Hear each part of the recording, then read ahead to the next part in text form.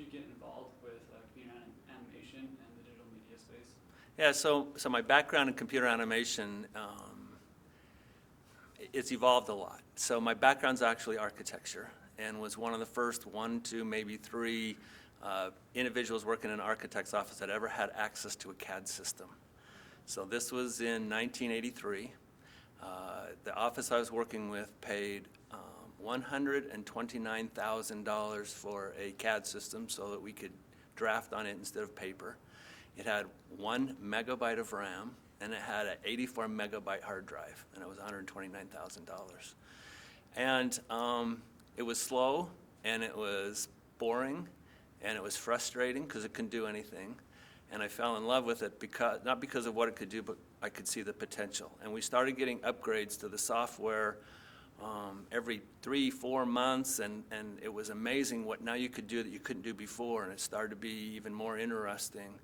And then they had the ability to do some 3D computer modeling inside of it. And basically all you could do is do spheres and cubes, but you could stack them on top of each other, and then you could start to say, okay, well, that's kind of the shape, and now you could look at it in different perspectives, and that would take days. I did a 3D computer model of the Cliff Lodge at Snowbird, and it would take about an hour to draw the wireframe on the just wireframe floor plan kind of deal. And it's okay, I want to stand here, I want to look here, I want it in this perspective, and take about an hour and a half to redraw the wireframe to the screen.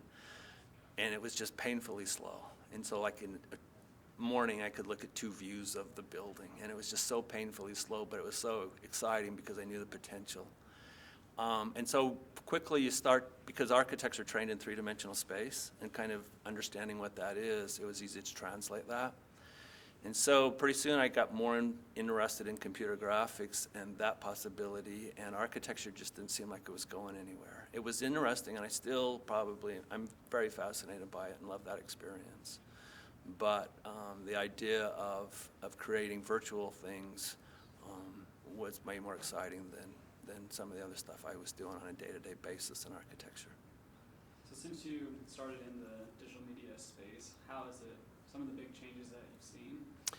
Yeah, there's been huge changes in digital media, obviously. I mean, if you're paying $130,000 for 1 megabyte of RAM, we did upgrade it. The operating system was rewritten so I could look at 2 megabytes of RAM at a time, and it was $5,000 for 1 megabyte upgrade. And again, it was painfully slow.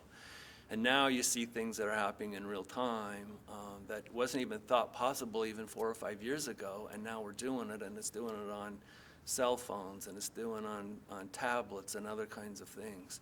And so the speed, also when a computer costs $130,000, there's not a lot of people out there that are going to have access to it. And now you can build 3D computer models in Photoshop. You know, it doesn't maybe make sense to me, but you can do it, and so many people have Photoshop. So it's the accessibility, it's the speed, and the ability now to share that with other people. Early on, I'd build a 3D computer model. I had to photograph the monitor because there weren't color printers. So we would photograph the monitor, take the film down, have it processed. Well, people have color printers. They don't have color printers. You can throw it to YouTube and Vimeo, and everybody has it, and people around the world can see it.